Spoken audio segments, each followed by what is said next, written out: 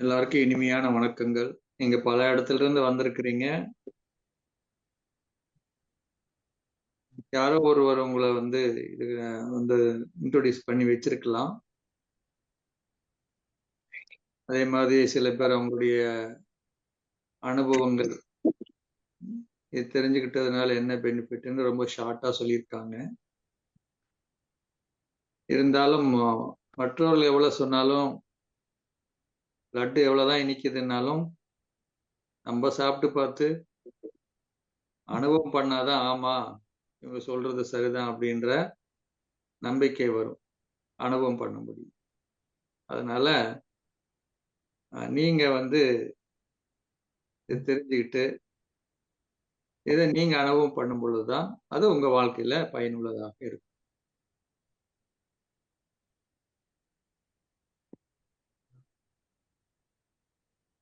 இப்ப 21ஆம் தேதி இல்லையா, ஜூன் 21 வந்து பாத்தீங்கன்னா விசேஷமான நாள்.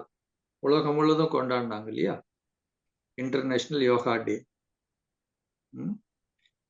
அது எப்போ வந்து இன்ட்ரோடியூஸ் பண்ணி வச்சாங்களோ அந்த நேரத்துல உலகத்தில் இருக்கிற 80% மேலான நாடுகள் எல்லாம் உடனே கையெழுத்து போட்டாங்க. ஏன் அப்படி போட்டாங்கன்னா, இன்றைய காலகட்டம் இந்த யோகம்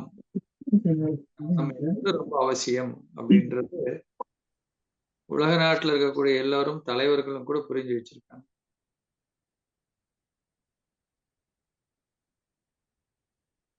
ஏன்னா நல்லா ஹெல்த்தியா, நல்லா வெல்த்தியா, ஹாப்பியா இருக்கணும். இதான மனிதனுடைய முக்கியமான ஒரு விஷயமாக சொல்லலாம். இது சாதாரண ஒரு கூலி வேலை பார்க்கிறார், இல்ல பெரிய வந்து ஒரு பிசினஸ் மேனா இருக்கார். யாராக இருந்தாலும் எதுக்கு இதெல்லாம் பண்றீங்கன்னு கேட்டா என்ன சொல்லுவாங்க? ரெண்டு ஒரு பதில் இதுதான். நல்லா ஹெல்த்தியா இருக்கணும், நல்லா வெல்த்தியா இருக்கணும், நல்லா ஹாப்பியா இருக்கணும். அவ்வளவுதானே? அது என்ன வேலை பண்ணாலும் சரி, என்ன பிசினஸ் பண்ணாலும் சரி, அடிப்படை 3 தான். நல்ல ஹெல்த்தியா, வெல்த்தியா, ஹாப்பியா இருந்தா பொதுவா நம்ம பண்பாட்டுல நம்மளுடைய இதுல சொல்றது என்னன்னா, அவரை பார்த்து அவருக்கு என்னங்க ராஜயோகம் அடிச்சிருக்குது அப்படின்னுவாங்க இல்லையா? இன்னைக்கு பாருங்க நம்மளுடைய வாழ்க்கை எப்படி இருக்குன்னு. நம்ம சுத்தி இருக்கிறவங்களே நீங்க கவனிச்சு பார்த்தா தெரியும். நம்ம குடும்பத்துல, உறவினர்கள்ல, நண்பர்கள ஹெல்த் இருந்தா வெல்த் இருக்காது இல்லையா? வெல்த் இருந்தா ஹெல்த் இருக்காது. வெல்த் இருந்தா ஹாப்பினஸ் இருக்கு. அப்ப நல்ல ஹெல்த் வேணும், வெல்த் வேணும், ஹாப்பினஸ் வேணும். அப்படிதானே? இப்போ நல்ல ஹெல்த், நல்ல வெல்த், ஹாப்பினஸ் கிடைக்கிறதுக்கு நம்ம இங்க வந்து ராஜயோகம் என்பதை கற்றுக் கொடுக்கப்படுகிறது. ஏற்கனவே சொன்ன மாதிரி இது வந்து பிரம்மகுமாரிகள் வேர்ல்டு ஸ்பிரிச்சுவல் யூனிவர்சிட்டி அப்படின்னு சொல்லக்கூடிய ஒரு இயக்கம். இப்பெல்லாம் வெப்சைட் எல்லாம் இருக்கு, நீங்க எல்லாமே பார்க்கலாம். இன்னைக்குதான் உலகம் நம்ம உள்ளங்கையில் இருக்கு, என்ன வேணா நீங்க தெரிஞ்சுக்கலாம். இந்த இயக்கம் என்பது உலகம் முழுவதும் இருக்கு. 120 தேசங்கள்ல ஒரு 10,000 நிலையங்களை, அதோட கிளை நிலையங்கள் இருக்குது. அதுக்கப்புறம் கீதா பாடசாலை சொன்னேன், அதில் ஆயிரக்கணக்கு லட்சக்கணக்கா இருக்கு. மெயினா பாத்தீங்கன்னா 10,000 நிலையங்களை கொண்டு இயங்கிட்டு இருக்குது. இது வந்து உலக அமைதிக்காக பாடுபடக்கூடிய ஒரு இயக்கம். ஐக்கிய நாட்டு சபையில நான் கவர்மெண்டல் ஆர்கனைசேஷனா இருக்குது. இதுல ஜாதி, மதம், இனம் வேறுபாடு இன்றி சின்னவங்கல இருந்து பெரியவங்களுக்கு வரைக்கும் எல்லாருக்குமே எந்த வகையான கட்டணமும் இன்றி இலவசமாக ராஜயோக தியானம் என்பது கற்பிக்கப்படுகிறது, கற்றுத்தரப்படுகிறது. யார் வேணா கத்துக்கலாம். இதோடைய தலைமையகம் மவுண்ட் அபு, ராஜஸ்தான், இந்தியாவில் இருக்கு. ஒரு மாநிலம். அங்கே இது தலைமையகமா இருக்கு. 1936 ஆரம்பிக்கப்பட்டு ஒரு 300 பேர்னால் ஆரம்பிக்கப்பட்டது. இன்னைக்கு உலகம் முழுவதும் இருக்கு. அது எப்படி ஆரம்பிக்கப்பட்டது, அதுக்கு அடிப்படையாக இருக்கக்கூடியது என்ன, யார் மூலியமாக ஆரம்பிக்கப்பட்டது அப்படின்றதெல்லாம் பின்னாடி பார்க்கலாம். உலகத்திலே இருக்கக்கூடிய ஒரே ஒரு யூனிவர்சிட்டின்னு சொல்லலாம். இதுக்கு பாருங்க, பிரம்மகுமாரிஸ் வேர்ல்டு ஸ்பிரிச்சுவல் யூனிவர்சிட்டி, பல்கலைக்கழகம் சொல்றோம். ஆன்மீகத்துக்காக இருக்கிறது ஒரே ஒரு பல்கலைக்கழகம், யூனிவர்சிட்டி அப்படின்னு பார்த்தீங்கன்னா இது ஒண்ணுதான். ஸோ யூனிவர்சிட்டினால என்ன இருக்குங்க, எய்ம் அண்ட் ஆப்ஜெக்ட் இருக்குல்ல. ஒரு இன்ஜினியரிங் காலேஜ் போனா இன்ஜினியரா வெளியே வரலாம், டாக்டர் காலேஜுக்கு போனா யாராவது சேர்ந்தாங்க டாக்டரா வெளியே வருவாங்க. அங்க பிளைண்ட் ஃபெத்தி இருக்குமா? இல்ல, குருட்டு நம்பிக்கை இருக்காது. இது படிச்சா, இது செஞ்சா இதோட ரிசல்ட் கிடைக்கும். அப்ப இங்க நம்ம சொன்னோம், இங்க 7 நாள் பாடம் எடுக்கிறோம்னா அது கல்வி உங்களுக்கு, இல்லையா? அப்ப இதுல நீங்க புரிந்து கொள்வதல், புரிந்துணர்வுன்றது ரொம்ப முக்கியம். அப்ப தியானம்னா என்ன? நம்ம ஏன் தினமும் கடவுள் நினைக்கலையா? நிறைய டாக்டர்ஸா போனா கூட என்ன சொல்றாங்க, மெடிடேஷன் பண்ணுங்கன்றாங்க இப்ப, இல்லையா? மெடிடேஷன்ல என்ன பண்ண போறோம்? அப்போ தினமும் நம்ம ப்ரே பண்றோமே, கடவுளை நினைக்கிறோமே, அதுக்கு என்ன வித்தியாசம்? ஸோ இந்த மாதிரி ஒவ்வொன்றா தெரிஞ்சுக்க போறோம் நம்ம, இல்லையா? அவங்க வாழ்க்கையில நம்ம என்னென்ன பண்ணிட்டு இருக்கோம், அதுக்கு பின்னாடி இருக்கிற ஆன்மீக அர்த்தம் என்ன, இல்ல அறிவியல் என்ன, அதை எப்படி நம்ம தெரிந்து கொள்வதனால நமக்கு வாழ்க்கையில எப்படி நமக்கு தெளிவு பிறக்குது, அதை நம்ம நடைமுறை வாழ்க்கையில எப்படி பயன்படுத்தலாம். Why? Give me 1 pack of bad boys. The good boy though. எல்லாத்தையும் நீங்க தெரிஞ்சுக்கலாம், நீங்க கேள்வியும் கேட்கலாம். பாருங்க, இது ஒரு லெக்சர் மாதிரியோ ஒரு சீரியஸோ அப்படியெல்லாம் கிடையாது. நீங்க நல்ல ஓப்பன் மைண்டடா கேளுங்க. ஏதாவது கேள்வி இருந்தா கேட்கலாம், சரியா?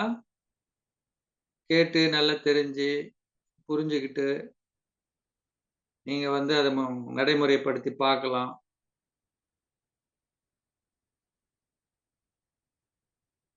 அதுல என்ன நமக்கு பலன் இருக்குதுன்னு நீங்க அனுபவம் பண்ணுங்க, சரியா? அதுக்கப்புறம் உங்க வாழ்க்கையில் நீங்க எடுத்து அதை நீங்க உங்க வாழ்க்கையை நல்லபடியா பயன்படுத்திக்கலாம். ஸோ இன்னைக்கு முதல் நாள்ன்றதுனால ஒரு சின்ன உங்களுக்கு கொஞ்சம் ஒரு சின்ன அறிமுகத்தில நான் கொடுக்க வேண்டியிருக்கு, இல்லையா?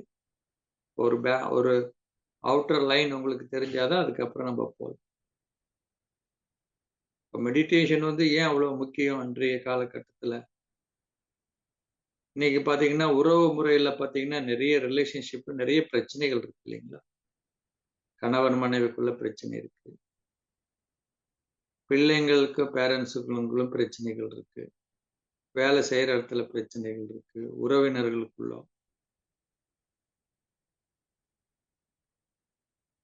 அப்போ ஒருத்தருடைய கருத்துக்கு இன்னொரு கருத்து ஒத்து போறது இல்ல. யாருக்குள்ளயும் சகிச்சு கொள்ளக்கூடிய சக்தியோ, விட்டு கொடுக்கக்கூடிய சக்தியோ, ஏற்றுக்கொள்ளக்கூடிய சக்தி இல்லை. ஹெல்த் இஷ்யூ எடுத்துட்டீங்கன்னாக்கா இன்னைக்கு கேட்க வேண்டாம், இல்லையா? பெரியவங்களுக்கான இல்ல, பிறந்த குழந்தையிலிருந்து எல்லாருக்கும் பல வகையான பிரச்சனைகள் இருக்கு. அப்ப ஹெல்த்லயும் பிரச்சனை, ரிலேஷன்ஷிப்லயும் பிரச்சனை. இந்த அவசரமான உலகத்துல போட்டா போட்டி வேற. ஸ்ட்ரெஸ்ன்றது இன்னைக்கு எல்லாத்துக்கும் அது காமன் ஆயிப்போச்சு. ஸ்ட்ரெஸ் இல்லைனால அதே நார்மல் பர்சன் இல்லைன்ற மாதிரி சொல்றாங்க. இல்லையா? அப்ப நம்ம யோசிக்கணும் இல்லையா? அப்ப நமக்கு என்ன வேணும்? உலக ரீதியில எல்லாம் நல்லா படிச்சிருப்பாங்க பாருங்க. நல்லா படிச்சிருக்காங்க. நல்ல பொசிஷன்ல இருக்கிறவங்க இருக்காங்க. அதே மாதிரி பிள்ளைகளுக்கு எல்லாமே செஞ்சு குடுக்குறாங்க. என்னென்ன கிளாஸ் இங்க லண்டன்ல இல்லல்ல? அதுக்கு தனியா வந்து டியூஷன் வைக்கிறாங்க. எக்ஸ்ட்ரா கரிக்குலம் என்னென்ன ஆக்டிவிட்டீஸ் இருக்காங்க.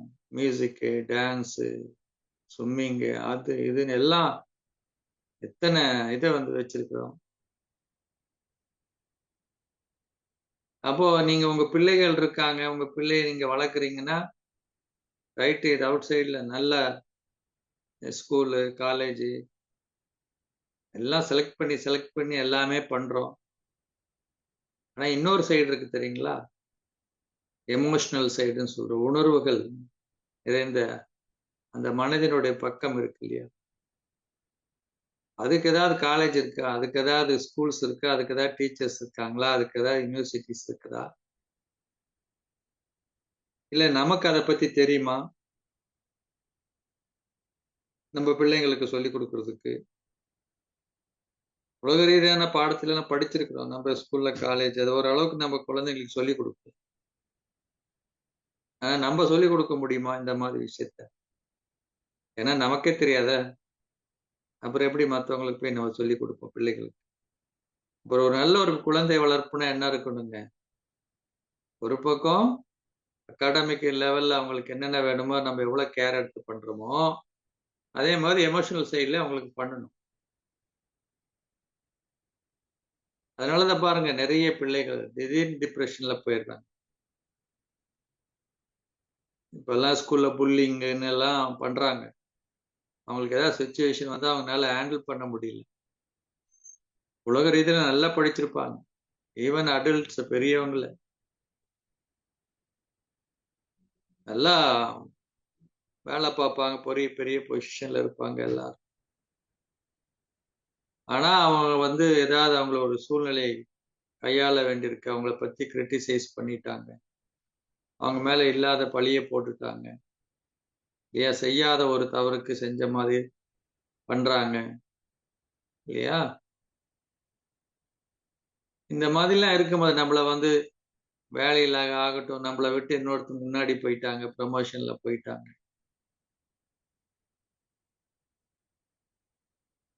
இந்த மாரி சூழ்நிலையில வீட்ல ஏதாவது ஒரு அசம்பாவிதம் நடந்துருச்சு. ரொம்ப குளோஸ் ரிலேஷன்ஷிப்க்கு ஏதாவது ஆயிப்போச்சு. உதவி செய்றதுக்கு யாரும் இல்ல. தனிமை ஆயிட்டோம்.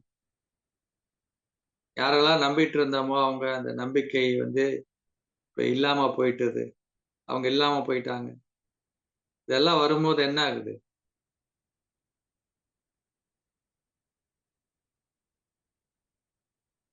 "ஏட்டு சுரைக்காய் கறிக்கு உதவாதுன்றாங்கல்ல." இந்த மாதிரி அது உங்க எக்கனாமிக் லெவல உயர்த்தும். நீங்க ஒரு நல்ல நிலைக்கு போலாமே தவிர்த்து, வாழ்க்கையில வர பிரச்சனைகள் எல்லாம் அது கையாளுறதுக்கு அந்த படிப்பு உதவியில்ல. இப்ப நீங்க சரியான ஒரு பேலன்ஸ்டு லைஃப் வாழ்றீங்கன்னா, உங்களுடைய பிசிக்கல் ஹெல்த்தும், மென்டல் ஹெல்த்தும் ஈக்குவலா இருக்கும். உங்க நல்ல ஒரு பேரண்டிங் நீங்க பண்றீங்க உங்க பிள்ளைகளுக்குன்னா, இது 2ம் குடுத்துருக்கீங்கன்னா தான் நீங்க நல்ல ஒரு ஒரு பேரண்ட்ஸ்ன்னு சொல்ல முடியும். பெற்றோர்ன்னு சொல்ல முடியும். இல்லன்னா சொல்ல முடியாது. ஒரு பக்கம் குடுத்தீங்க, இன்னொரு பக்கம் என்ன குடுத்தீங்க? இல்லையா? அது நம்ம நடைமுறை வாழ்க்கையில நம்ம பார்க்கிறோம். அப்போ இங்க இந்த 7 நாள் பாடமுறையில இததான் பார்க்க போறோம். சரிங்களா? அப்ப நீங்க நல்லா தெரிஞ்சுக்கிட்டீங்கன்னா, அது உங்களுக்கு மாத்திரம் பெனிஃபிட் கிடையாது. உங்க ஹெல்த் நல்லா இருக்கும். நீங்க ஹெல்த்தியா இருக்கீங்க. மனதளவுல வெல்த்தியா இருப்பீங்க. இல்லையா? அதே மாரி ஹேப்பியா இருப்பீங்க. நீங்க இருந்தீங்கன்னா, உங்க சரவுண்டிங்ஸ் அப்படித்தானே இருப்பாங்க.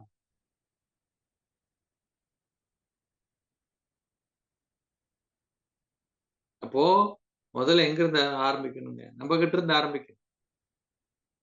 இல்லையா? உங்களுக்கு மாத்திரம் பெனிஃபிட் இல்ல. உங்க ஃபேமிலிக்கு, உங்க ஃபிரெண்ட்ஸுக்கு, ரிலேட்டிவ்ஸ் இங்க வந்தவங்களும் அப்படிதான்.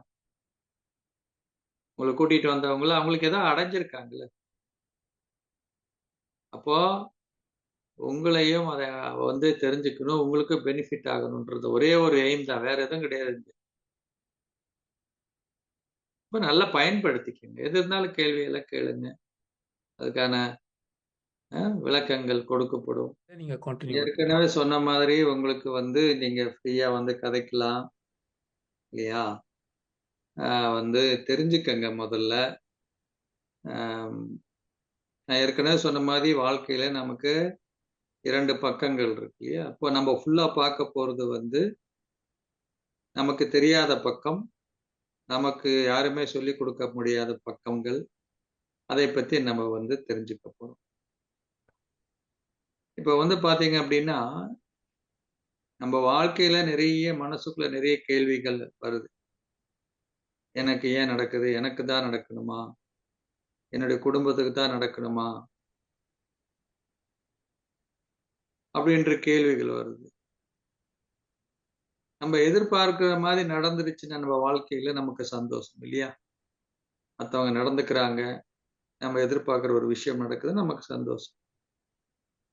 நம்ம எதிர்பார்க்காத நம்ம எதிர்பார்த்த விஷயங்கள் நடக்காதபோது நம்ம கவலைப்படுறோம், பயப்படுறோம்.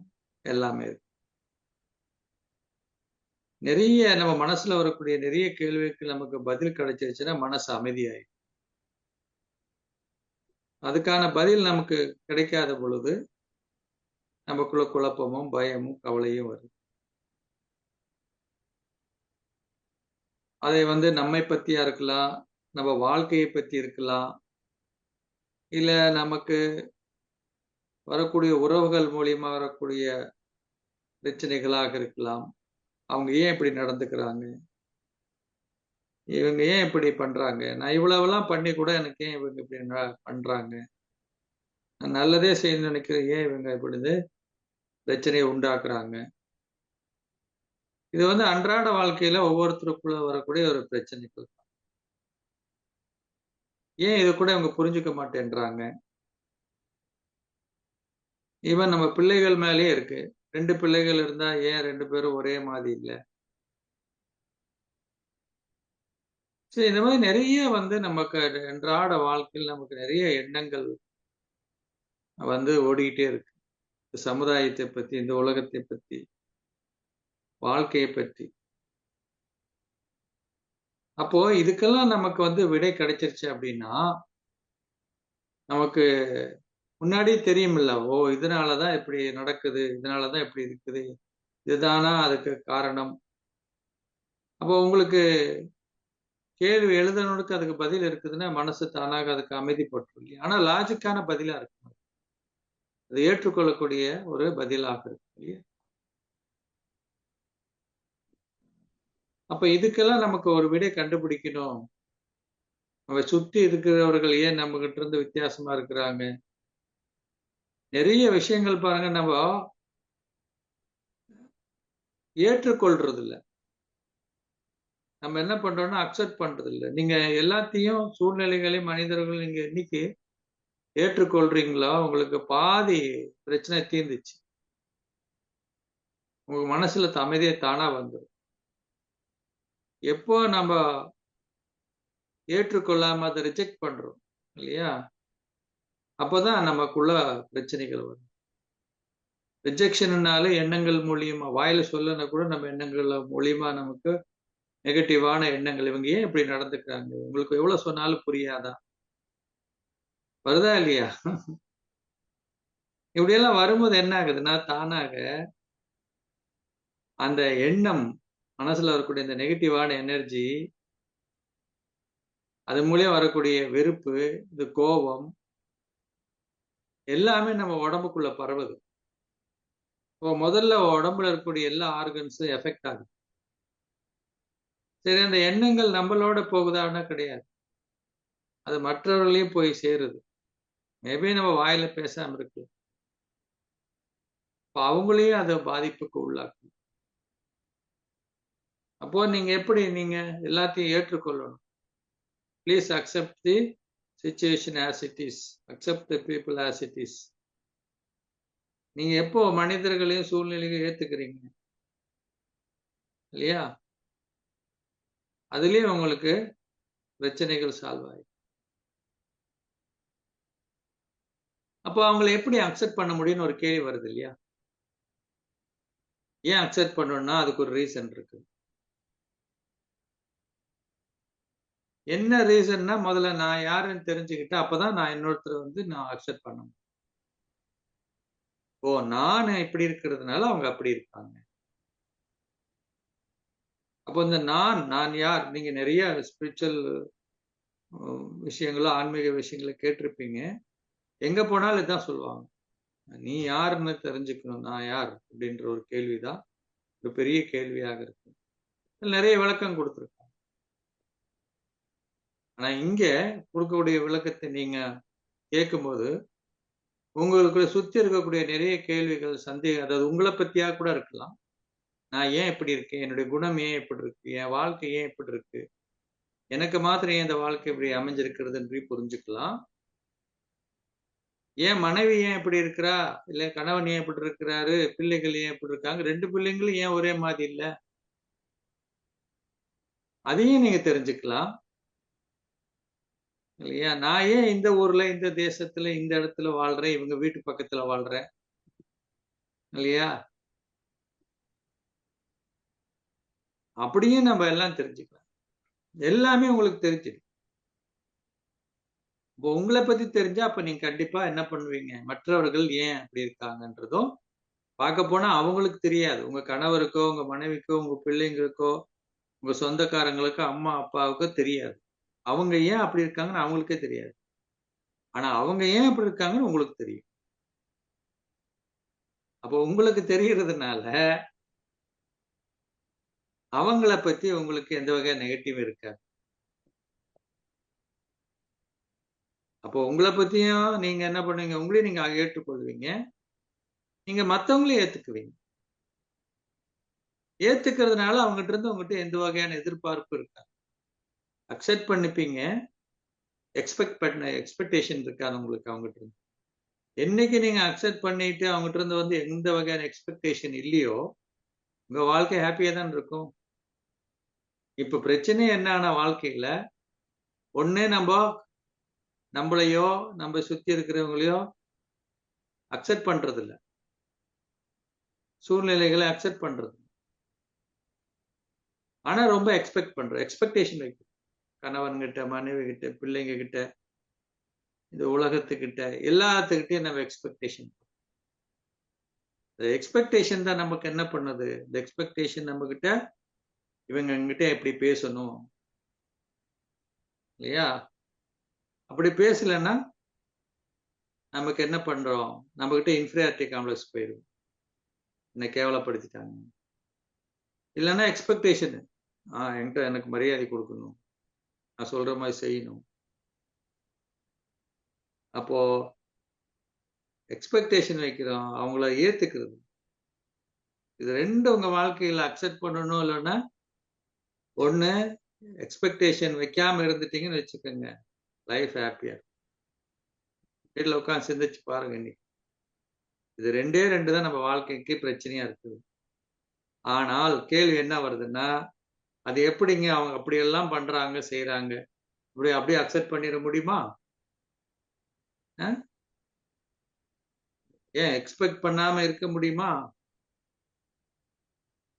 நான் இவ்வளவு பண்ணேன், ஏன் அவன் கொஞ்சம் கூட திருப்பி பண்ணக்கூடாதா? ஏன் எக்ஸ்பெக்ட் பண்ணக்கூடாது அப்படின்னு தோணும் இல்லையா? ஆனா அதோடைய ஆழமான விஷயத்தை தெரிஞ்சுக்கிட்டீங்கன்னா நீங்க எல்லாத்திலிருந்தும் விடுபட்டுருவீங்க. உங்ககிட்ட எக்ஸ்பெக்டேஷன் இருக்காது. அதே மாதிரி அவங்கள அக்செப்ட் பண்ணிப்பீங்க. லைஃப் ஹாப்பியா. அப்ப இதெல்லாம் வந்து அக்செப்டும் பண்ணணும், எக்ஸ்பெக்டேஷன் வைக்க கூடாதுன்னா அப்ப நான் யாருன்னு தெரிஞ்சுக்கணும். நான் யாருன்னு தெரிஞ்சுக்கிட்டு அவங்க யாருன்னு தெரிஞ்சுப்பீங்க. அதனாலதான் அவங்ககிட்ட எக்ஸ்பெக்ட் பண்ணக்கூடாது, எதிர்பார்க்க கூடாது. அதனாலதான் அவங்களை அப்படியே ஏத்துக்கணும். என்னையும் நான் ஏத்துக்கணும். பல நேரத்தில் நம்மள என்ன பண்றது கிடையாது, அக்செப்ட் பண்றது கிடையாது. நான் ஏன் இப்படி இருக்கேன் இல்லையா? இல்லைன்னா நம்ம கிட்ட நம்மளே நிறைய எக்ஸ்பெக்டேஷன் வச்சு சரிங்களா? அப்போ முதல் பாடம் இந்த 7 நாள் பாடத்துல ஒவ்வொரு நாளைக்கு ஒரு லெசன் இருக்கு. இந்த பாருங்க இது யுனிவர்சிட்டி. இங்க கூட சப்ஜெக்ட் இருக்கு. நோட் பண்ணி வச்சுக்கோங்க. 4 சப்ஜெக்ட் இருக்கு. ஸ்கூலோ, காலேஜுக்கு போனா சப்ஜெக்ட் இருக்குமா இல்லையா? இப்போ முதல்ல என்னன்னா, ஃபர்ஸ்ட் சப்ஜெக்ட் நாலேட்ஜ். இல்லையா? இப்ப நாலேட்ஜ்னா என்ன? இதுதான். ஏன் அக்செப்ட் பண்ணக்கூடாது? ஏன் அக்செப்ட் பண்ணணும்? இந்த மாதிரி அப்ப நான் யாருன்னு தெரிஞ்சுக்கணும். இதெல்லாம் நாலேட்ஜ். சரிங்களா?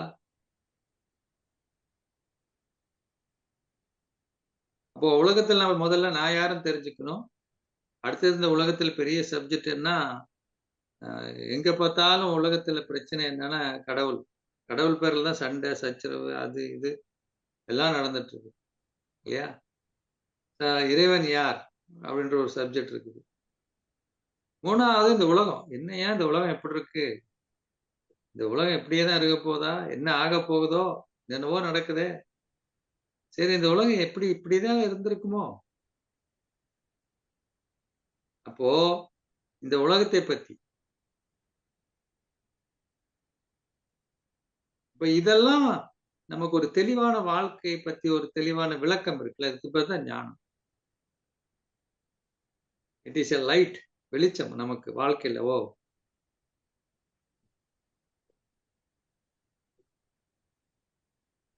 2வது யோகா, மெடிடேஷன் அப்படின்னு சொல்றோம். 2வது சப்ஜெக்ட்.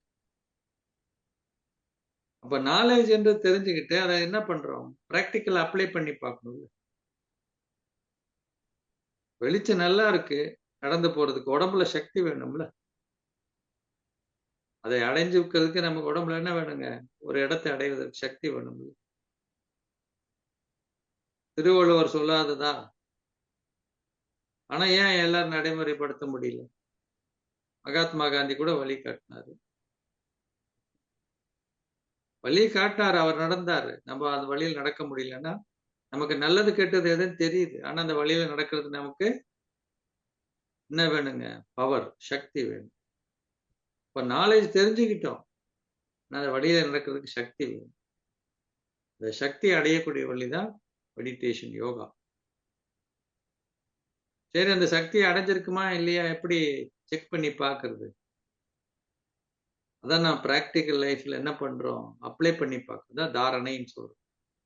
தாரணைன்னா என்ன? நெறைய கேட்கிறோம், பண்றோம். இந்த உலகத்துல நெறைய விஷயங்கள் சொல்றவங்க இருக்காங்க. நடைமுறை வாழ்க்கையில கொண்டு வர்றவங்க எத்தன பேர்?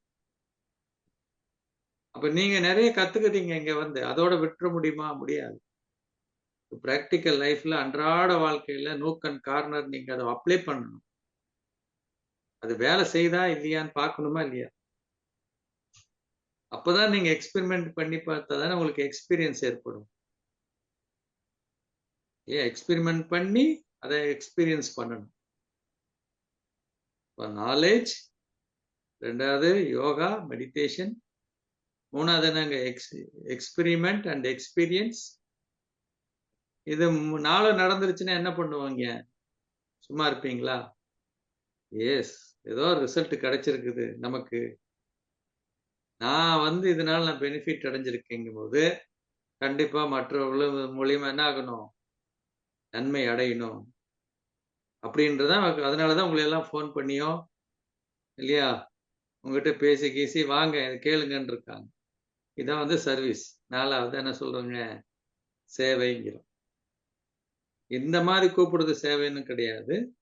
உங்க வாழ்க்கையே ஒரு சேவையா மாறிடும். இல்லையா? Service to the family, service to the humanity சொல்றோம். இல்லையா? 4வது தான் சேவைங்கிறது. 4 சப்ஜெக்ட் இருக்குங்க. சரிங்களா? அப்ப இன்னைக்கு பார்க்க போறது என்னன்னா, ஃபவுண்டேஷன் வந்து நாலேட்ஜ். சரி இந்த நாலேட்ஜ்ல தான் நான் சொல்லிக்கிட்டு இருந்தேன். முதல்ல எல்லா பிரச்சனையும் உங்களுக்கு தீர்வு கிடைக்கணுமா? நான் யார்? அப்படின்றத நீங்க நல்லா தெரிஞ்சுட்டீங்கன்னா, உங்க ஒய்ஃப் யாரு? கணவன் யாரு? பிள்ளைகள் ஏன் இப்படி இருக்காங்க? உங்களுக்கு ஏன் இந்த மாரி மாமியாரு? ஏன் இந்த மாரி மருமக? ஏன் இந்த மாரி பக்கத்து வீட்டுக்காரங்க? எல்லாமே நீங்க தெரிஞ்சுக்கலாம். ஓஹோ! அதனால தான் இவங்க எனக்கு மாமியாரா வந்திருக்காங்களா, மருமகளா வந்திருக்காங்களா, மாமனாரா வந்திருக்காரா, எனக்கு வந்து பக்கத்து வீட்டுக்காரங்களா வந்திருக்காங்க, எல்லாமே தெரிஞ்சுக்கலாம். சரிங்களா? எல்லாத்துக்கும் ஆதாரம் வந்து ஊகமாய். நான் யார்? இந்த பாடத்த வந்து இதா பார்க்க போனா முதல் பாடமும், கடைசி பாடமும். இத வந்து இந்த விழிப்புணர்வுல மாத்திரம் நீங்க இருந்துட்டீங்க, நான் யார் என்ற விழிப்புணர்வுல, இல்லையா? மத்தவங்க யாருன்ற விழிப்புணர்வு உங்களுக்கு தானா வந்துரும். அந்த விழிப்புணர்வு இருக்கிற வரைக்கும் உங்களுக்கு, அவங்களுக்கு எந்த பிரச்சனையும் கிடையாது. சரிங்களா? அப்போ முதல்ல இத கேள்வி கேட்கும்போது, பொதுவா நம்ம கேட்கிற கேள்வி தானே, எங்க போனாலும். புதுசா ஒரு இடத்துக்கு போறோம். நம்ம வீட்டுக்கே புதுசா யாராவது வந்தான்னா, பொதுவா கேட்கிற கேள்வி தான். "வாங்க, எப்படி இருக்கிறீங்க?" அப்படின்ட்டு அவங்களுக்கு தெரியலன்னு தானே கேட்போம். "சாரி, நீங்க யாருன்னு தெரியல. நீங்க யாருங்க?" இல்லையா? நம்ம போனாலும் கேட்போம். யாராவது நம்ம வீட்டுக்கு வந்தாலும், நம்மளையும் கேட்பாங்க. எங்கேயாவது போனா வீட்டுக்கு வந்தாலும் நம்ம கேட்போம். இப்படி ஒரு கேள்வி கேட்டா, இல்லையா? நீங்க என்ன பதில் சொல்லுவீங்க? ம்? யாருன்னே தெரியாதவங்கள நீங்க போயிட்டீங்க ஒரு இடத்துக்கு. நீங்க உங்கள எப்படி இன்ட்ரோடியூஸ் பண்ணுவீங்க? அவரு எப்படி ஒரு கேள்வி கேட்டாருன்னு. ம்? முதல்ல நம்ம பேர சொல்லுவோம்ல. என்னுடைய பெயர். இதான் சொல்லுவோம். ராஜ் ஐயா உட்கார்ந்திருக்கிறாரு. அவரு தான் எனக்கு தெரிஞ்சவரு. அவர பார்த்து நான் சொல்றேன். இப்படிதான ஐயா? என் பேரு ராஜுங்க. என்னுடைய பெயர் சங்கர். எல்லாரும் அவங்கவங்க பேர சொல்லுவோம். 2 தானே? இப்ப சொல்லும்போது நான் பாருங்க எப்படி சொல்றேன். என்னுடைய பெயர் அப்படின்னு. நான் கேட்டது நீங்க யாருன்னு கேட்டா, நம்ம அதுக்கு பதில் என்ன சொல்றோம்? என்னுடைய பெயர் அப்படின்னு. என்னுடையன்னா என்ன அர்த்தம்? நான் எனதுக்கு வித்தியாசம் இருக்கு இல்லையா? எனதுன்னு எனக்கு சம்பந்தப்பட்டது, எனக்கு உடைமையானது. இல்லையா? ஒரு மொபைல் இருக்குன்னு என்ன சொல்லுவேன்? என்னுடைய மொபைல்ன்னு சொல்லுவேன். யாருங்க? யாருதுங்க இந்த மொபைல்ன்னா? என்னுடைய மொபைலுங்க. அப்ப இந்த மொபைல் எனக்கு உடைமையானது. இது வாங்குறதுக்கு முன்னாடி எனக்கு உடைமையா இருந்ததா இல்லையா? அது கடையில இருந்துச்சு. இல்லையா? அப்ப நான் சொல்லுவேனா என்னுடைய மொபைல்ன்னு? இல்ல. இத வாங்குன பிறகு என்னுடைய மொபைல். இந்த மொபைல் வேற, நான் வேற தானே. அப்ப என்னுடைய பெயர்னா, எனக்கு முன்னாடி இந்த பேர் இருக்குல்ல. எல்லாரும் சேர்ந்து வச்சாங்க பேரு. அப்புறம் தான் இது என்னுடைய பேரா மாறிச்சு. கரெக்ட் தானே? இப்பல்லாம் நியூமராலஜி பிரகாரம் பேரெல்லாம் மாத்திர்றாங்கல்ல. அப்படி பேர் மாறிருச்சு, அப்ப நான் மாறிட்டேனா என்ன? பொறக்கும்போதே பேரோட பொறந்தோமா என்ன? இல்ல தானே. அப்ப நான் பேரு கிடையாதுல்ல. அது எனக்கு கொடுக்கப்பட்ட பேர் தான். வேற என்ன அறிமுகப்படுத்துவோம்? சரி, நீங்க ஏதாவது இன்ஜினியரா இருக்கீங்க, இல்ல டாக்டரா இருக்கீங்க, இல்லையா? என்ன சொல்லுவாங்க ஒருத்தரு? சார் ஐ ஆம் எ என்ஜினியர். சரி, பொறக்கும்போதே இன்ஜினியரா பொறந்தீங்களா என்ன? யூ அட்டைன்ட் த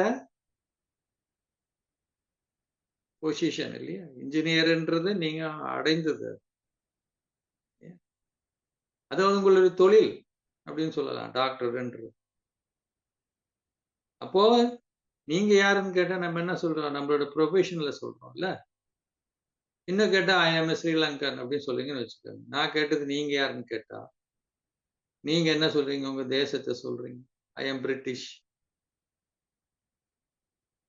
சரி, மீறி கேட்டா ஐ ஆம் எ தமிழன்னா, நான் லாங்குவேஜா கேட்டேன். தமிழ்ன்றது லாங்குவேஜ் தானே. அப்ப எத கேட்டாலும் பாருங்க, இப்படிதான் சொல்லிக்கிட்டு இருக்கோம். என்னுடைய பெயர், என்னுடைய மொழி, என்னுடைய தேசம், என்னுடைய பொசிஷன் தான் சொல்றோம்னா, கடைசி வரைக்கும் நான் யாருன்னு சொல்றது இல்ல. சரி, இதெல்லாம் வெளிப்புறமா இருக்கிறது. இப்ப இப்ப கை அடிபட்டுருச்சுன்னு என்ன சொல்லுவேன்? என்னுடைய கை அடிபட்டுட்டுதுங்க. இன்னைக்கு வேலைக்கு வர முடியாது. அப்படிதான் சொல்லுவோம். நான் கை அடிபட்டு விட்டேன். என்னைக்காவது சொல்றோமா? உடல்நிலையே சரியில்லன்னு என்ன சொல்றோம்? இன்றைக்கு என்னுடைய உடல்நிலை சரியில்ல. அப்படிதான் சொல்றோம். என்னைக்காவது நான் உடம்பு சரியில்லன்னு சொல்றோமா? இந்த உடம்பே என்னுடையதுன்றோம் பாருங்க. அப்போ எல்லாமே என்னுடையதுன்னு சொல்றோமே தவிர்த்து நான்ன்றது யாருன்னு சொல்லவே இல்லையா? இந்த உடம்பே என்னுடையதுன்னு சொல்றது அப்ப நான் யாரு? இப்ப இந்த உடம்பே என்னுடையதுன்னு சொல்றது இந்த உடம்புக்குள்ள இருக்குதானே. அதான் சொல்லுது. என்னுடைய உடம்பு அப்படிங்குது இல்லையா? அது போயிருச்சுன்னா சொல்லுமா? வாய் பேசுமா? கண்ணு பாக்குமா? காது கேக்குமா? அப்ப அது அது எது அது? என்ன அது உள்ள இருக்குது உடம்புக்குள்ள? எல்லாருக்கும் தெரிஞ்சதுதான் பொதுவான. உயிர். தெரிஞ்சு வச்சிருக்கோம் உயிர்ன்னு இருக்குது. ஆன்மீகத்துல ஆத்மான்னு சொல்லுவாங்க. ஆனா அதுதான் நான் உணர்ந்தமா? நான் இந்த உடல் கிடையாது. அந்த உடலுக்குள்ள இந்த உடம்பை இயக்கக்கூடிய ஒரு சக்தி இருக்கு இல்லையா? உயிர் இருக்கு இல்லையா? அந்த உயிர் தான் நானு. இந்த உயிராகிய நான் தான் இந்த கண்ணு மூலியமா பார்க்கிறேன். வாய் மூலியமா பேசுறேன். காது மூலியமா கேட்கிறேன். நான் போயிட்டேன்னா இந்த கண்ணு பார்க்காது. வாய் பேசாது. காது கேட்காது. நான் இருக்கிற வரைக்கும் தான் நான் ஆணுன்னு சொல்லுவாங்க. பெண்ணா இருந்தா பெண்ணுன்னு சொல்லுவாங்க. அம்மான்னு சொல்லுவாங்க. அப்பான்னு சொல்லுவாங்க. அண்ணன், தம்பின்னு சொல்லுவாங்க. இன்ஜினியர்ன்னு சொல்லுவாங்க. டாக்டர்ன்னு சொல்லுவாங்க. இல்லையா? தேச தலைவர்ன்னு சொல்லுவாங்க. எல்லாம் சொல்லுவோம். இந்துன்னுவாங்க, முஸ்லீம்ன்னுவாங்க, கிறிஸ்டியன்னுவாங்க. என்ன வேணா சொல்லுவோம். அது போயிருச்சுன்னா ஒரே பேரு தான். என்ன பேரு? பிணம். டெட் பாடி அவ்வளவுதானே. இன்ஜினியர் எங்கங்க? அப்படின்னு கேட்டா என்ன சொல்லுவாங்க? அவர் போயிட்டாருங்க. எங்க போனாரு? அங்கதான் படுத்திருக்காரு. எங்க உங்க மாமாவை பாக்குறது? அவர் மாமா போய் சேர்ந்துட்டாருங்க. அப்போ இவ்வளவு காலம் மாமாவா இருந்தது, இன்ஜினியரா இருந்தது, தலைவரா இருந்தது யாரு? நம்ம கிராமத்துல எல்லாம் பார்க்கலாம். பாட்டியே என்னை விட்டுட்டு போயிட்டியேன்னு விழுந்து அழுவாங்க. பாட்டி எங்க விட்டுட்டு போனாங்க? அங்கேயே தானே படுத்திருக்கிறாங்க. இப்ப விட்டுட்டு போனது எது? உயிர், ஆத்மா இல்லையா? அவ்வளவு நாள் பேரனே, பேத்தியே, மகளேன்னு கொஞ்சினது யாரு? ஆத்மா தானே. நம்ம ஊர்ல எல்லாம் என்ன பண்றாங்க? யாராவது உயிர் போயிடுச்சுன்னா அப்ப அன்னைக்கே மீறி போனா அடுத்த நாள் பண்ணிடுவாங்க. இங்கதான் ஐஸ் பெட்டியில வச்சு 1 வாரம் வச்சு 10 நாள் வச்சு இங்கெல்லாம் அப்படியா? இல்ல. போன பிறகு தொடர்றதுக்கே பயப்படுறாங்க. உயிர் போன பிறகு இல்லையா? ஆனா இன்னைக்கு வீட்டுக்கு கொஞ்சம் லேட்டா போனா எங்க போனேன்? எங்க போயிட்டு வர? இவ்வளவு லேட்டா வர? கேள்வி கேட்பாங்க. நாளைக்கு வச்சுப்பாங்களா? மதிப்பு எதுக்குங்க? உடலுக்கு இல்ல. உடல் வந்து பஞ்சபூதங்களால் ஆனது. எல்லாருக்கும் தெரியும். நிலம், நீர், காற்று, ஆகாயம், நெருப்பு. அண்டத்தில் உள்ளதான் பிண்டத்தில் உள்ளது. அதனால இந்த உடம்பும் பஞ்சபூதங்களால் ஆனது. இந்த உலகம் பஞ்சபூதம். இது பஞ்சபூதங்களோட கலந்து போயிடும். ஆனா நானாகிய ஆத்மாவுக்கு அழிவு இருக்கா? ஆத்மான்றது ஒரு சக்தி இல்லையா? சயின்ஸ்ல சொல்றோம். Energy neither created not Detroit. ஒரு சக்தி நீங்க ஆக்க முடியாது, அழிக்க முடியாது. ஆத்மாவா எனக்கு அழிவு இருக்கா? எனக்கு சாவு இருக்கான? சாவே கிடையாது. அப்ப ஆத்மாவாகி நான் எங்க போறேன்? இப்ப அழிவே இல்லைன்னா இன்னைக்கு எல்லாம் சாவுக்கு பயப்படுறாங்க. சத்தியம் என்ன தெரியுங்களா? நம்ம சாகுறதே கிடையாது. அதான் சத்து போயிட்டாங்க, செத்து போயிட்டாங்கன்னா சத்து போயிருச்சுன்னு அர்த்தம். அவ்வளவு. அப்ப இந்த உடம்பு பஞ்சபூதங்களோட அதாவது ஒரு இடத்துக்கு போயிருந்தா ஆத்மா எங்க போகுது? இப்ப ஆத்மா இந்த உடம்பை விட்டா நான் ஆத்மாவாகிய நான் அடுத்த இன்னொரு உடலை எடுக்கிறேன். அதுதான் பிறப்புன்னு சொல்றேன். ஆத்மாவா இந்த உடலை விட்டுட்டு நான் எங்க போவேன் அப்படின்னா இன்னொரு தாயோட கர்ப்பத்துக்குள்ள போவேன். அவங்களுக்கு 4 மாசம் இருக்கும். அசைவுன்றது 4, 5 மாசத்துக்கு அப்புறம் தான் ஏற்படும். அது வரைக்கும் பிண்ட வளர்ச்சி தான். இப்ப ஆத்மாவை நான் இந்த உடம்பை விட்டுட்டு நான் அதுக்குள்ள போவேன். சரி, அந்த வாழ்க்கை நமக்கு எப்படி கிடைக்கும்னு சொன்னா, இந்த உடலுக்குள்ள இருந்து நான் எத்தனை வருஷம் வாழ்ந்தேன்? எப்பேர்ப்பட்ட வாழ்க்கை வாழ்ந்தேன்? நான் என்ன பாவம் புண்ணியம் செஞ்சேன்? நல்லது, கெட்டது என்ன பண்ணுனேன்? அதனுடைய அடிப்படையில தான் நமக்கு அடுத்த வாழ்க்கை என்பது கிடைக்குது. அதான் விட்ட குறை தொட்ட குறை. அதனாலதான் ஒருத்தர் நல்லா இருந்தா எந்த ஜென்மத்துல என்ன புண்ணியம் பண்ணானா மகராச நல்லா இருக்கான்ப்பா அப்படின்னாங்க. இன்னொருத்தரை பார்த்து எந்த ஜென்மத்துல என்ன பாவம் பண்ணானா தெரியல, இவ்வளவு கஷ்டப்பட்டுட்டு. கணவன் மனைவிக்குள்ளே ஒரு பிரச்சனை வந்தா கூட என்ன பண்றாங்க பாருங்க. இந்த ஜென்மத்துல என்ன பாவம் பண்ணணும்னு தெரியலைங்க, உங்களை கட்டிட்டு படுற பாடு இந்த கடவுளுக்கு தான் தெரியணும் இல்லையா? பிள்ளைங்கள் சரியில்லைனாலும் அப்படிதான் சொல்றோம். அப்போ ஒரு அழியக்கூடிய இந்த வெறும் உடலாக நம்ம இருந்தா ஒண்ணு எரிச்சிருவாங்க, புதைச்சிருவாங்க, அவ்வளவுதானே. நம்ம சமுதாயத்துல அதானே பண்றாங்க, எந்த சமுதாயத்தை எடுத்துட்டாலும். அப்ப இந்த வார்த்தையெல்லாம் ஏன் வருது அப்படின்னா, உண்மையா நான் யாருன்னா இது தினமும் கண்ணாடி முன்னாடி இருந்து பார்க்கக்கூடிய இந்த பஞ்ச தத்துவங்களான உடல் கிடையாது. அந்த உடலை இயக்கக்கூடிய அந்த சக்தி தான் நான் ஆத்துமா. அப்ப நான் ஆத்துமானா என் மனைவி யாரு, என் பிள்ளைகள் யாரு, பக்கத்து வீட்டுல இருக்கிறவங்க யாரு, இந்த தேசத்துல இருக்கிறவங்க யாரு, உலகம் முழுவதும் இருக்கிறவங்க யாரு, அவங்க எல்லாமே ஆத்மாக்கள் தான். அவங்களுடைய வாழ்க்கை எதனுடைய அடிப்படையில் அமைஞ்சிருக்குது? இப்ப பார்த்தோமே, நான் என்ன செய்யறேனோ அதுதான் என்னை பின்தொடர்ந்து வரும். இன்பமும் துன்பமும் பிறர் தரவாரா. அப்ப என்னுடைய இன்ப துன்பத்துக்கு காரணம் யாரு? மத்தவங்களை கை காமிக்கிறோம், சூழ்நிலையை கை காமிக்கிறோம், யாருமே கிடைக்கலன்னா கடவுளை கை காமிக்கிறோம் இல்லையா? ஆனா உண்மையா பொறுப்பு யாரு? அம்மா அப்பாவை கை காமிக்கலாம், பிள்ளைகளை கை காமிக்கலாம். அதனாலதான் நல்லா யோசனை பண்ணி பாருங்க. கணவன் மனைவி 2 பேர் இருக்கிறாங்கன்னா 2 பேருடைய உடல் ஆரோக்கியம் ஒரே மாதிரி இருக்குதா? இல்ல இல்ல. 2 குழந்தைங்க இருக்காங்கன்னா 2 பேருடைய குழந்தைகளுடைய வாழ்க்கையும் ஒரே மாதிரி தான் நீங்க வளர்க்குறீங்க. சாப்பாடு குடுக்கறதுல இருந்து, கல்வி குடுக்கறதுல இருந்து அவங்களுக்கு எல்லாதும் 2 கண்களை போல தானே வளர்க்குறீங்க. ஏன் அவங்களுடைய வாழ்க்கை வித்தியாசமா அமையுது? ஏன் ஒருத்தர் வாழ்க்கை மாதிரி இன்னொருத்தர் வாழ்க்கை இல்ல? ஏன்னா நம்ம நினைக்கிற முயற்சி பண்றோம். ஏன் ஆனா அவங்களுடைய வாழ்க்கை அப்படி அமைய மாட்டேங்குது? ஒண்ணும் வேண்டாம். உங்க கூட பிறந்தவங்களுடைய வாழ்க்கையை நீங்க கம்பேர் பண்ணி பாருங்க. உங்க கூட பிறந்த அக்கா, தம்பி, அண்ணன், தம்பிங்களோட வாழ்க்கை ஒரே மாதிரி அமைஞ்சிருக்கா? ஆரோக்கியம் ஒரே மாதிரி அமைஞ்சிருக்கா? குடும்ப வாழ்க்கை ஒரே மாதிரி அமைஞ்சிருக்கா? ஏன் அமையல? அப்போ ஒவ்வொரு மனிதனும் இல்லையா, இந்த உலகத்தில் இருக்கிற எல்லாருக்குமே இல்லையா, ஏன் வித்தியாசமா இருக்கிறாங்க? ஏன் வித்தியாசமான வாழ்க்கை அமையுது? புரிஞ்சுட்டீங்களா? அப்போ இந்த செல்ஃப் ரியலைசேஷன், நான் யாருன்றது இல்லையா, நமக்கு எல்லா வகையான தெளிவும் கொடுக்குது. ஆனா யுனிவர்சல் ட்ரூத் என்ன பாருங்களேன். எந்த ஜாதியை, எந்த மதம், எந்த இனமா இருந்தா கூட எல்லாரும் ஒருத்தர்கிட்ட இருந்து ஒருத்தர் என்ன எதிர்பார்க்கிறோம்? அன்பை எதிர்பார்க்கிறோமா இல்லையா? என்னுடைய கணவன் என்கிட்ட அன்பா நடந்துக்கணும்.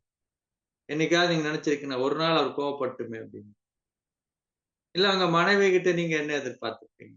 என் மனைவி என்கிட்ட எப்போதும் அன்பா இருக்கணும்.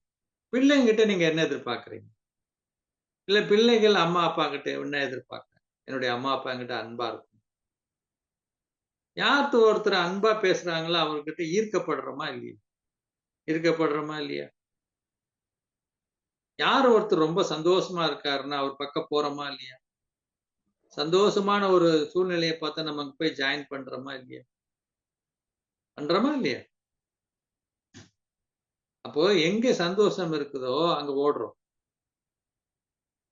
ஏன்? என்னைக்காவது யோசனை பண்ணி பார்த்தீங்களா?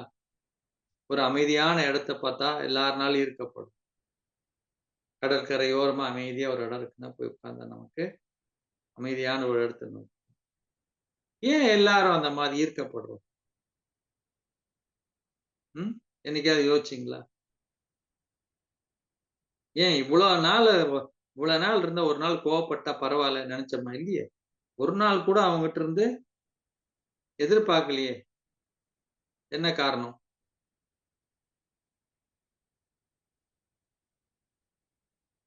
ஏன்னா நான் ஆத்துமான்னு தெரிஞ்சுக்கிட்டோம். ஆனால் ஒவ்வொரு பொருளுக்கும் ஒரு இயற்கையான குணம் இருக்கு இல்லையா? இப்ப மிளகாய்ன்னு என்ன ஞாபகம் வருதுங்க? உரப்பு இல்லையா? லட்டுன்னா இனிப்பு. அப்போ ஒவ்வொரு பொருளுக்கும் இந்த உலகத்துல இயற்கையான ஒரு குணம் இருக்கு. அப்ப ஆத்மா நான் தெரிஞ்சுக்கிட்டோம். நான் வெறும் ஆத்மா கிடையாது. ஆத்மாவோட என்னுடைய இயற்கையான குணம் என்னன்னா அன்புதான். ஆத்மாவோட என்னுடைய இயற்கையான குணம் என்னன்னா சந்தோஷம் தான். அது எப்படிங்க நீங்க சொல்றீங்க? நீங்க வேணா பாருங்க. எவ்வளவுதான் துக்கப்பட்டாலும் சந்தோஷமா இருக்குன்னு ஆசைப்படுறோமா இல்லையா? கரெக்ட் தானே? எவ்வளவுதான் கோவப்பட்டாலும் அமைதியா இருக்குன்னு ஆசைப்படுறோமா இல்லையா? அப்ப நம்மளுடைய இயற்கையான குணம் என்ன? அமைதியா இருக்கும்போது பிபி ஏறுதா? இல்ல கோவப்படும்போது பிபி ஏறுதா? டாக்டர் என்ன சொல்றார்? கோவப்படாதீங்க. சொல்றாரா இல்லையா?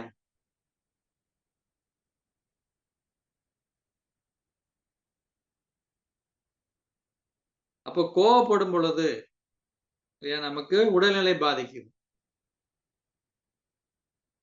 அப்போ நமக்கு கோவப்படுறது பிடிக்குதா? அமைதியா இருக்கிறது விரும்புறோமா? கடைசியில எங்க போறோம்? அமைதியா இருக்கிறது தான் விரும்புறோம். நாள் முழுதும் கோவப்பட்டுட்டு இருக்க முடியுமா? முடியாது. கோவப்படுறது ஒரு நிமிஷமா இருக்கலாம். அதோடைய பிரபாவம் வேணா ரொம்ப நேரத்துக்கு இருக்கும். அப்ப நம்மளுடைய இயற்கையான குணம் என்னன்னா அமைதிதான், அன்புதான். அப்போ நம்போ புரிஞ்சுக்க வேண்டியது என்னன்னா, நான் ஆத்மா. ஆனா எப்பேர்ப்பட்ட ஆத்மா?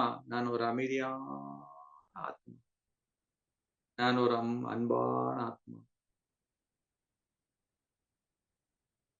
இதுதான் நம்முடைய இயற்கையான குணம். அப்போ உங்களுக்கு கோவம் வருதுன்னு வச்சுக்கோங்க. இப்போ வந்து வரலாம் பிராக்டிகலா உங்களுக்கு.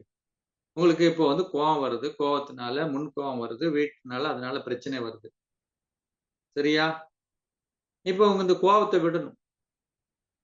கோவத்தினால வேலையில சண்டை போட்டுடுறோம். வேலைய தூக்கி எறிஞ்சிடுறோம். எத்தன நடக்குது? பயங்கர கோவம் வந்து சில பேர் அடிச்சிடுறாங்க, ஜெயிலுக்கு போறாங்க. சில பேர் கொலையெல்லாம் பண்ணிடுறாங்க. ஒரு செகண்டோட விஷயம் தான். நடக்குதா இல்லையா? அப்ப அத குறைக்கணும்னா எப்படி குறைக்கிறது? யூ ஆர் வாட் யூ திங்க்ன்றாங்க. நீங்க என்னவா நினைக்கிறீங்க, நீங்க அதுவாயிடுவீங்க. அப்போ இதான் புரிந்துணர்வுன்றது. சும்மா எல்லாரும் கோவப்படாத, கோவப்படாத, கோவப்பட்டா உடம்பு கெட்டு போயிடும். ஏன் கோவப்படக்கூடாது? அப்போ இப்ப நமக்கு புரிந்துணர்வு கிடைச்சிருக்கு. ஏன் கோவப்படக்கூடாதுன்னா, என்னுடைய நேச்சர் அது இல்ல.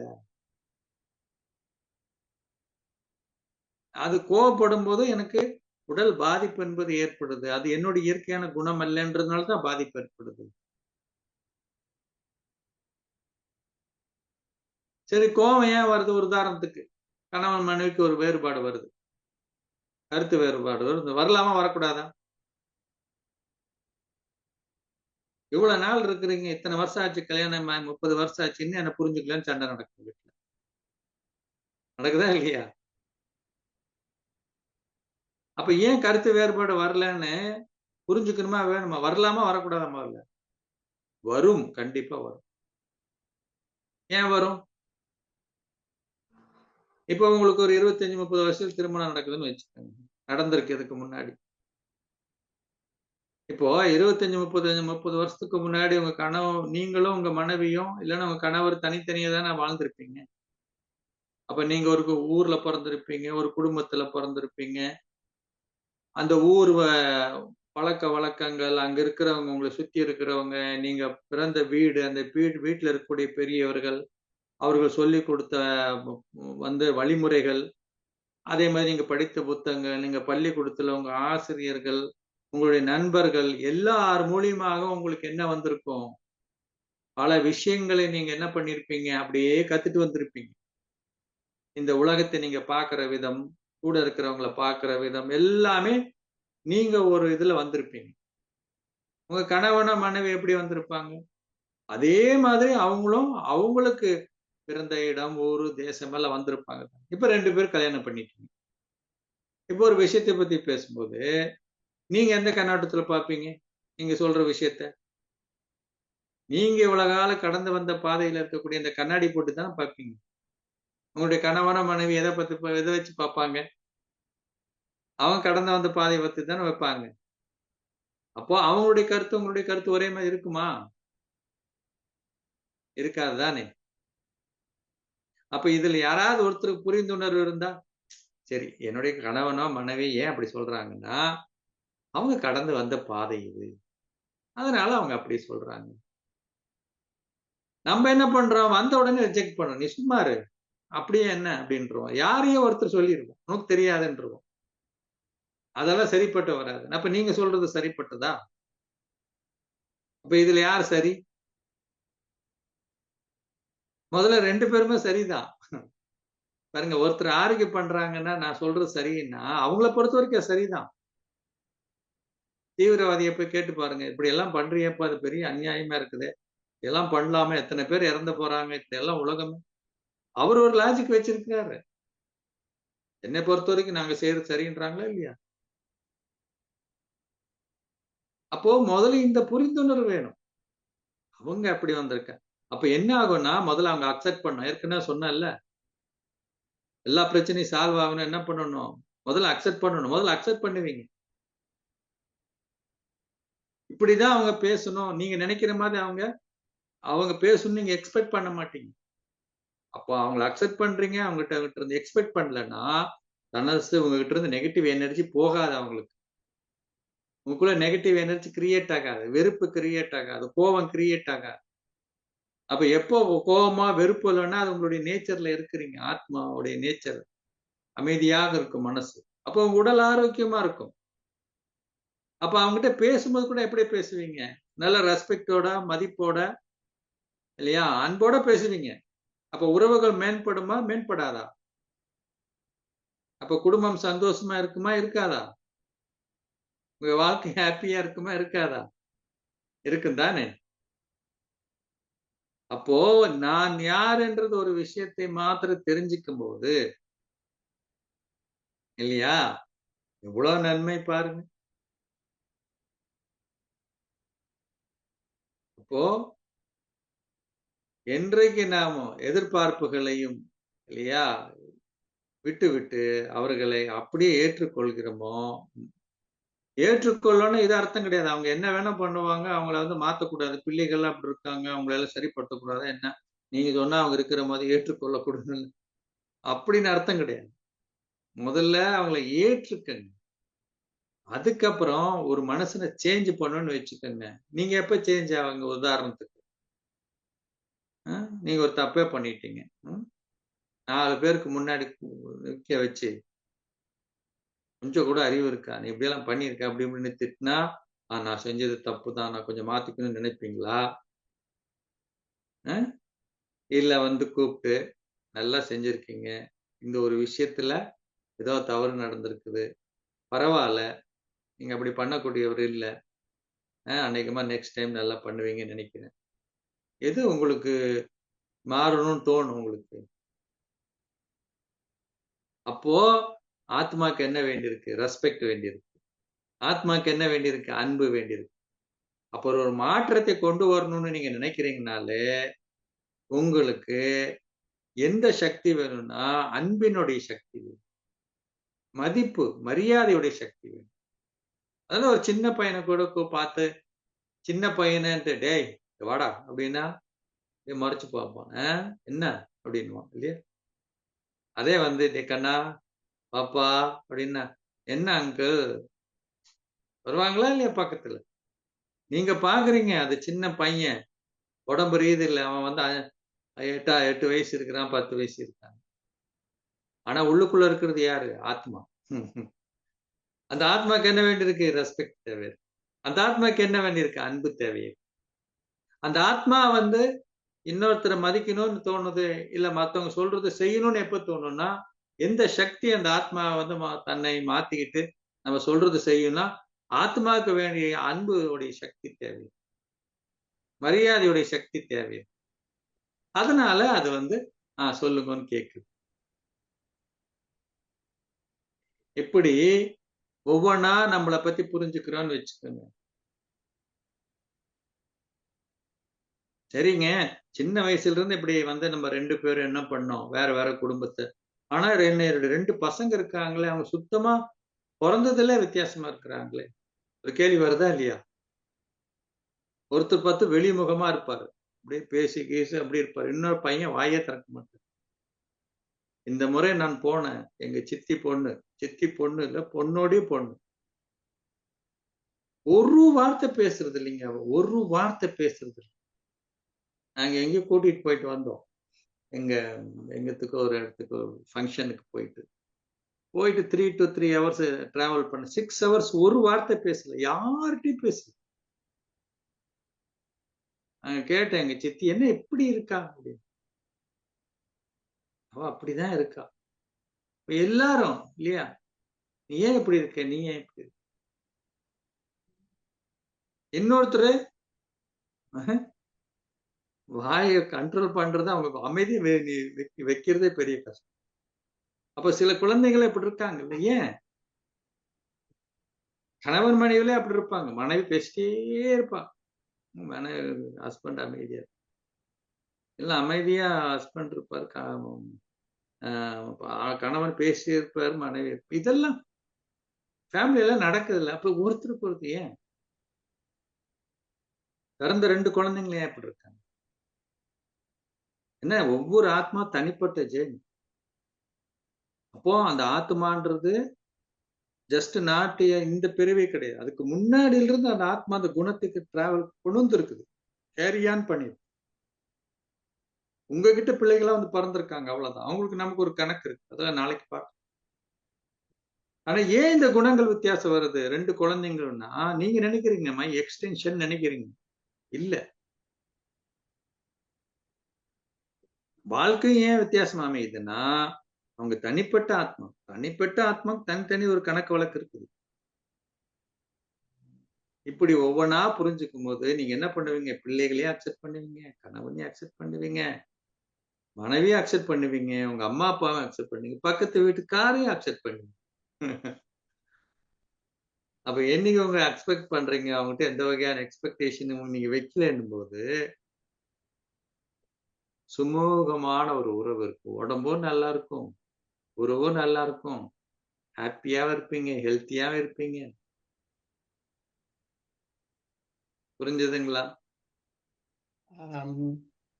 இந்த பாடத்துல வந்து நான் வந்து ஜஸ்ட் ஒரு சொல்லியிருக்கிறேன். இனி வந்து இதோடைய கண்டினியூஷன் வந்து இன்னும் ஆழமாக நம்ம நாளைக்கு அடுத்த கிளாஸ்ல பார்க்கலாம். ஸோ அதுக்கப்புறம் உங்களுக்கு அதை பத்தி ஒரு சின்ன மெடிடேஷனும் நாளைக்கு பண்ண வைக்கலாம். இப்போ நம்ம வந்து ஒரு 2-3 minutes நம்ம இப்போ கேட்டதை வந்து நம்ம வந்து மெடிடேஷன் நம்ம வந்து ப்ராக்டிஸ் பண்ணலாம். ஓகேவா? ஸோ நம்ம பொதுவா வந்து இன்னும் அதை டீட்டெயிலா நான் சொல்றேன். நம்ம இப்போ தெரிஞ்சுக்கிட்டோம், நான் ஆத்மா அப்படின்றது தெரிஞ்சுக்கிட்டோம். இந்த ஆத்மாவாகிய நான் தான் இந்த உடலை இயக்குறேன்றது தெரிஞ்சு இல்லையா? அப்ப இந்த உடல்ல நான் ஆத்மா எங்கிருந்து இந்த உடலை இயக்குறேன் அப்படின்றத டீட்டெயிலா நல்லா பார்க்கலாம். உண்மையா இந்த உடம்புல வந்து ஆத்மா வந்து எங்க இருக்குதுன்னா, இந்த 2 புருவத்துக்கு மத்தியில இந்த திலகம் வைக்கிற இடத்துலதான் இருக்கு. அதனாலதான் நம்ம வந்து திலகமே வைக்கிறோம்.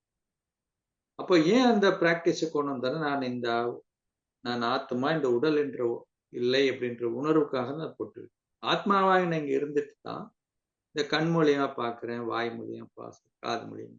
ஆத்மா நான் போயிட்டுன்னா இந்த கண்ணோ வாயோ காதோ பேசும். அப்போ ஆத்மா இங்க எப்படி இருக்கிறேன்னா ஒரு சின்ன பாயிண்ட் ஆஃப் லைட்.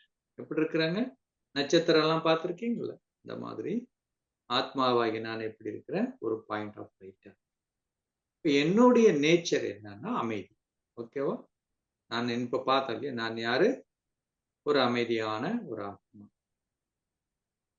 அப்போ நமக்கு கோபம் நிறைய வருதுன்னா, உதாரணத்துக்கு பிராக்டிக்கலா இப்ப நமக்கு பொதுவா என்ன சொல்லுவோம், எனக்கு நிறைய கோபம் வருது, மற்றவங்களை பார்த்து எனக்கு நிறைய கோபம் வருது, கோபம் வந்தா நான் என்ன பண்ணுவேன்னு தெரியாது. அப்ப நீங்க அடிக்கடி சொல்லும் பொழுது அது எனர்ஜி இதை சொல்லுவாங்க, where the energy go it will grow அப்படின்னுவாங்க. எங்க உங்களுடைய எண்ணங்கள் போகுதோ, எனர்ஜி போகுதோ அது வளரும். அப்ப நீங்க அது இருக்குது இல்லைன்னு சொல்லல. ஆனா உங்களுக்கு என்ன வேணும்?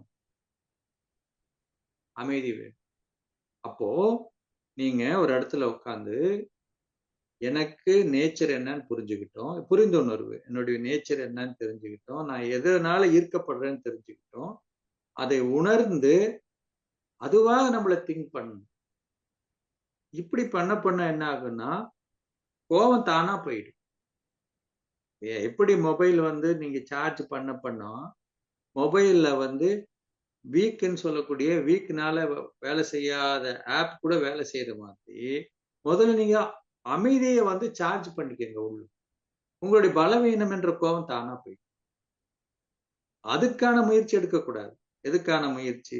உடம்பு ரொம்ப பலவீனமா இருக்குன்னு சொல்லிக்கிட்டே இருக்கிறதுனால உடம்பு ஆரோக்கியமாயிடுமா? பலவீனமா இருக்குதுன்றத அக்செப்ட் பண்ணிட்டீங்க. தெரிஞ்சுக்கிட்டீங்க. அவ்வளவுதான். ஆனா ஆரோக்கியமாக இருக்கிறதுக்கான உணவு முறைகளையும், பழக்கவழக்கத்தை நீங்க எடுத்துட்டு வந்தீங்கன்னா, தானாக என்ன ஆயிடும்? பலவீனங்கள் போயிடும். சோ, இன்னைக்கு ஒரு 2 நிமிஷம் நம்ம மெடிடேஷன் பண்ணலாம். இப்ப நல்லா நேரா நிமிர்ந்து உட்கார்ந்துக்கங்க. நான் சொல்றத வந்து நீங்க அப்படியே மனசுல சொல்லுங்க. வாயில சொல்ல வேண்டியதில்ல. நான் சொல்லுவத நீங்க காட்சியா பாருங்க. காட்சியா பார்க்கிறதுன்னா எப்படி? இப்ப நீங்க இங்க உட்கார்ந்து இருக்கிறீங்க. இப்ப நீங்க பிறந்த வீட்ட பாருங்க. எத்தனையோ வருஷம் ஆயிட்டுது. உங்க ஊர பாருங்க. பார்க்க முடியுதா இல்லையா? எப்படி பார்க்கிறீங்க? மனம் என்ற கண்ல. மனதுல எங்கேயோ இருக்கக்கூடிய ஒரு இடத்த நம்மளால பார்க்க முடியும். அப்போ மனம் என்ற கண்ல இந்த 2 புருவத்துக்கு மத்தியில ஒரு பிரகாசிக்கூடிய நட்சத்திரத்த பாருங்க. நான் கமெண்ட்ரி சொல்ல நீங்க அதுவாக உங்கள உணருங்க. அதுவாக உங்கள ஃபீல் பண்ணுங்க. முயற்சி பண்ணி பாருங்க. தூங்கும்போது, காலையில எழுந்திரிக்கும்போது இத பயிற்சி பண்ணி பாருங்க.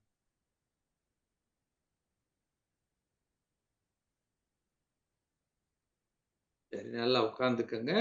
நான் சொல்றது அப்படியே மனசுக்குள்ள அதே மாதிரி விசுவலைஸ் காட்சியாக பார்த்து அதுவாக உணருங்க.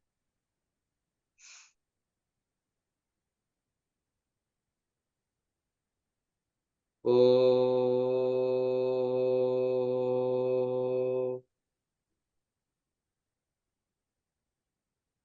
சாந்தி.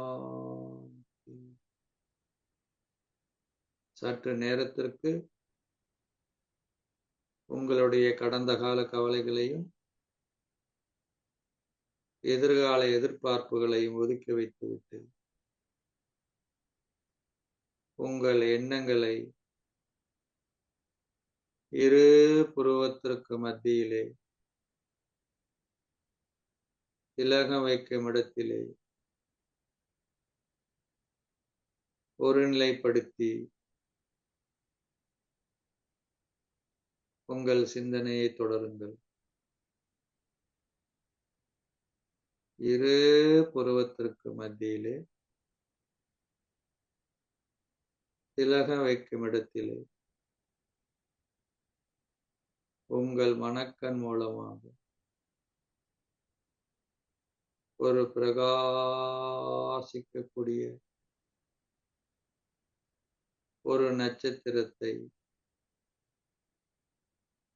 உங்கள் மனக்கண் மூலமாக பார்த்து கொண்டே இருங்கள்.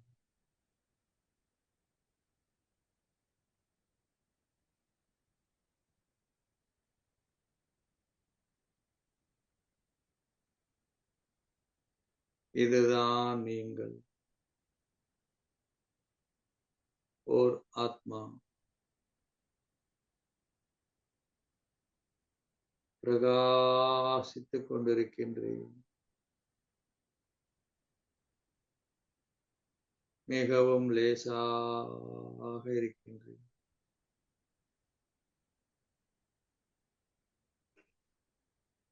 நான் ஏன் அமைதியை விரும்புகின்றேன்? ஏனென்றால் நானே அமைதியான். நானே அமைதியான்.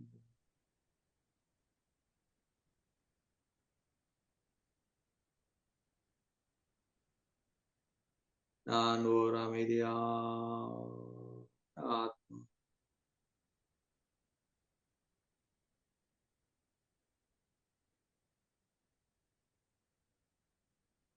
நான் பிரகாசித்துக் கொண்டிருக்கின்றேன்.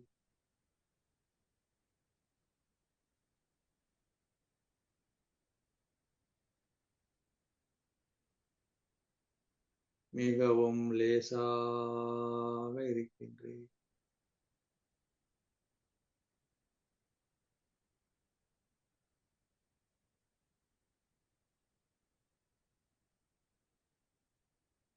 நானே அமைதியானவன்.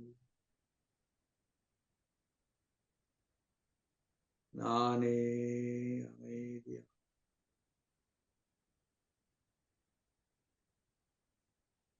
நானே அமைதி. நானே அமைதி.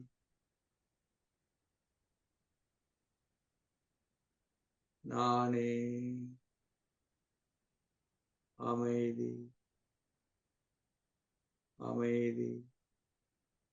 அமைதி. அமைதி. அமைதி. அமைதி. அமைதி. அமைதி.